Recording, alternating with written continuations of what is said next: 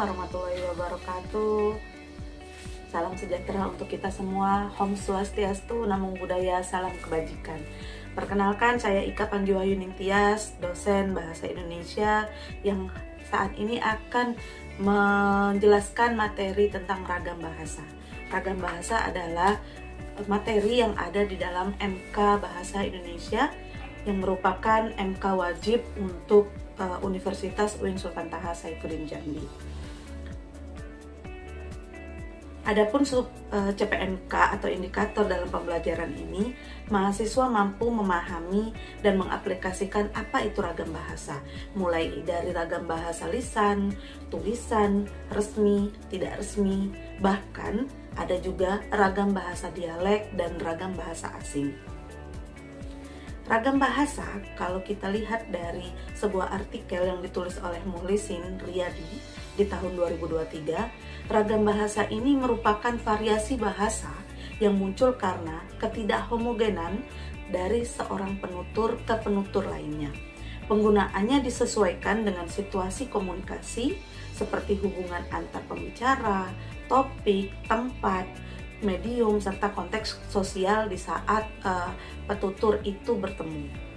Sedangkan untuk Ali Muhammad dan kawan-kawan di tahun 2021 pada artikelnya, ragam bahasa adalah variasi bahasa yang berdasarkan pemakainya, topik, lalu hubungan pembicara dengan lawan bicaranya, serta medium pembicara yang pastinya sangat berbeda. Nah, ragam bahasa ini kalau kita lihat dari situasinya, kita akan kelompokkan dari ragam bahasa resmi dan tidak resmi. Apa saja sih ragam bahasa resmi dan tidak resmi itu? Nah, kalau ragam bahasa resmi ini dapat kita lihat dari pemakaiannya dulu. Berarti mereka lebih menekankan pada penggunaan bahasa baku. Sedangkan dalam situasi tidak resmi kita tidak mesti menggunakan bahasa Indonesia yang baku. Nah, tempatnya lagi. Kalau untuk tempatnya, ragam bahasa resmi itu seperti kita saat ini antar dosen dan mahasiswa itu di dalam pembelajaran wajiblah menggunakan ragam bahasa resmi karena perkuliahan itu adalah bagian dari ragam bahasa resmi. Lalu, bagaimana untuk ragam bahasa tidak resminya? Seperti percakapan kita dengan teman sejawat, di luar perkuliahan, lalu di kantin, di pasar, dan banyak ragamnya. Nah, lalu ada lagi tentang ragam bahasa lisan dan tulisan. Seperti yang saya sampaikan saat ini, saya melakukan tentang ragam bahasa lisan, yaitu menjelaskan materi. Sedangkan yang ada di materi berupa PPT ini bisa saja kita golongkan kepada ragam tulis. Nah, karena kenapa ragam bahasa lisan itu ujaran yang dilakukan oleh si pemakai bahasa, seperti memberi sambutan, memberikan pengarahan perkuliahan. Lalu bagaimana untuk ragam non standarnya antara percakapan dengan teman di lokasi yang resmi, seperti itu. Nah, kalau ragam bahasa tulis, ragam tulis ini adalah bahasa yang ditulis dan dicetak, seperti itu. Nah, buku pembelajaran, buku perkuliahan, diktat dan lain sebagainya itu adalah bagian dari ragam bahasa tulis. Nah, di dalam PPT yang sudah saya siapkan atau materi yang saya siapkan, saya memberikan contoh kutipan ya ataupun percakapan dari si Dilan kepada Milea. Pastinya tidak asing ya. Film ini pernah digandrungi oleh banyak orang.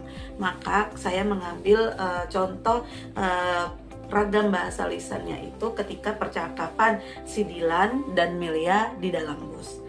Milea, kamu cantik, tapi aku belum pernah mencintaimu. Nggak tahu, kalau 25 tahun lagi, kamu tunggu aja ya.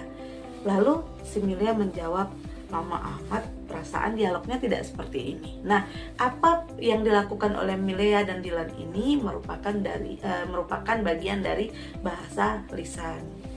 Nah, sedangkan di dalam film itu ada loh si Dilan dan Milea itu membuat proklamasi tentang hubungan mereka. Nah, itu saya contohkan kepada ragam bahasa tulis.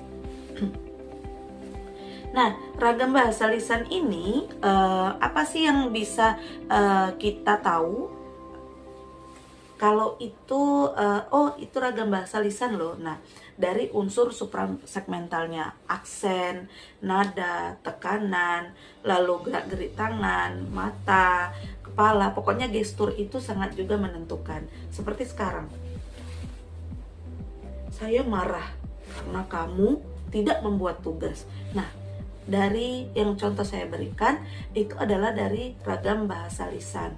Ada gerakan tubuh yang seperti ini menandakan bahwa kamu marah, intonasi, serta mimik wajah.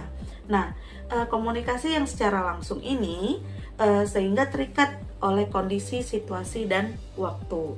Lalu di dalam ragam bahasa lisan ini untuk struktur kalimatnya yang kurang baik tidak menghambat komunikasi. Untuk ragam tulisan tidak memiliki unsur suprasegmental karena biasanya ragam tulisan itu entah kita ketik, entah kita tulis, entah itu kita cetak, kita tidak perlu memerlukan tekanan berbicara, intonasi seperti itu ya.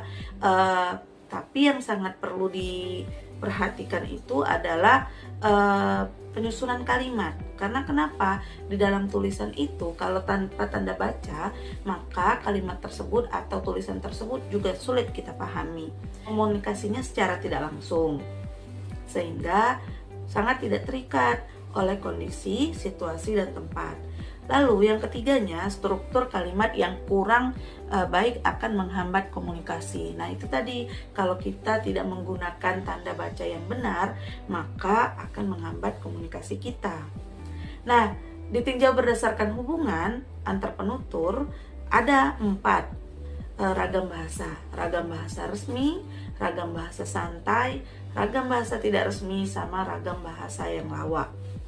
Nah, ragam bahasa yang digunakan jika lawan bicara orang yang dihormati atau topik pembicaraan yang bersifat resmi, maka itu akan tergolong dalam ragam bahasa resmi. Karena kenapa? Ragam bahasa resmi harus menggunakan bahasa yang baku dan benar. Lalu kita pakainya di mana? Boleh saat diskusi, pidato kenegaraan, laporan resmi, dan surat-surat resmi lainnya. Nah, ragam bahasa resmi ini pastinya ada juga resmi secara lisan dan resmi secara tulisan. Di materi yang akan saya sampaikan, saya akan mencoba mencontohkan ragam bahasa tidak resmi berupa puisi. Puisi ini saya coba tulis tentang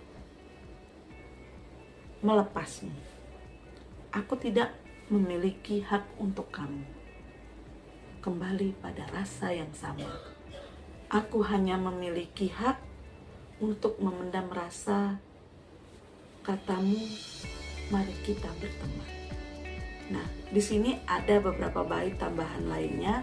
Ini akan menjadi contoh bahwa ragam bahasa tidak resmi itu sifatnya karena tidak terikat, bisa saja kita tulis dari puisi, atau bisa juga dari surat cinta, surat pengagum kepada fansnya seperti itu, atau tokoh idolanya, bisa ya. Sedangkan ragam bahasa santai biasanya dipengaruhi oleh ragam bahasa yang gaul seperti itu. Misalnya ketika kamu bertemu dengan temanmu, maka biasanya ada kata ayo itu menjadi kuy, kuy kita makan, seperti itu. Namun kalau bahasa ragam resminya ayo kita makan, seperti itu. Ragam bahasa lawak digunakan orang untuk menimbulkan kesan yang lucu, seperti itu ya. Nah, sedangkan ditinjau berdasarkan penutur lainnya, ada ragam dialek, ragam idiolek, ragam sosial, sama ragam bahasa temporal. Nah, ragam bahasa dialek ini bisa kita gunakan ketika kita menggunakan bahasa daerah. Nah, Biasanya kalau dialek ini, ragam dialek ada berbeda-beda. Ada Medan, suku Medan, ada suku Jawa, suku Bugis. Nah, itu kan pasti ada punya ragam dialeknya masing-masing. Nah, kalau idioleknya berarti perbedaannya atau intonasinya, seperti orang Kebumen itu. Orang Kebumen itu dia memiliki apa ya? Intonasi yang berbeda-beda.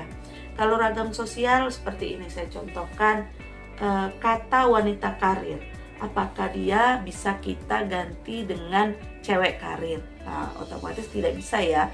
Karena kenapa? Biasanya kalau yang karir-karir seperti itu kan wanita, lebih bahasa yang resmi. Kalau cewek itu biasanya adalah bahasa yang santai. Bahasa temporal ini dia menggunakan intonasi. Ketika kita marah, ketika kita sedih, kita lebih mengekspresikan apa. Nah, itu ada pada ragam bahasa temporal. Nah, demikian presentasi yang saya sampaikan pada materi ragam bahasa ini. Semoga materi yang saya sampaikan bisa memberikan tambahan ilmu yang bermanfaat pastinya tentang apa itu ragam bahasa. Karena kenapa? Kalau kita dalam mempelajari bahasa itu tidak hanya satu bahasa Indonesianya saja, tetapi dalam bahasa Indonesia itu banyak sekali ragam-ragam yang sudah saya jelaskan tadi. Seperti itu ya. Untuk menutup penjelasan saya berikut ini, saya ada pantun loh. Ibu gemoy senyum manja, ngajar mahasiswa dengan hati yang ceria. Waktu pulang telah tiba, tapi jangan lupa materi selanjutnya. Seperti itu ya. Itu dulu dari presentasi saya. Saya akhiri. Wabillahi taufiq wal hidayah. Wassalamualaikum warahmatullahi wabarakatuh. Dadah.